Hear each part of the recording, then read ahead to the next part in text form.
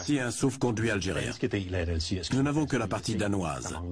Comme vous le voyez, il en manque une partie. C'est un document que le capitaine danois emportait avec lui.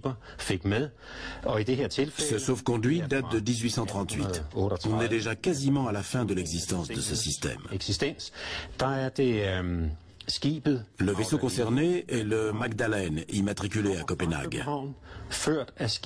Il a effectué un voyage depuis la capitale. Son capitaine était Jacob Ebert et il devait emprunter le détroit de Gibraltar. Les pirates algériens, de leur côté, avaient reçu la partie supérieure du document envoyé depuis le Danemark et qui correspondait parfaitement avec la partie inférieure. Le capitaine danois présentait sa partie, le pirate la sienne, et si les deux s'emboîtaient, cela signifiait que le navire danois venait d'un pays qui s'était acquitté du droit de passage. Le roi avait payé, donc le bateau pouvait naviguer librement.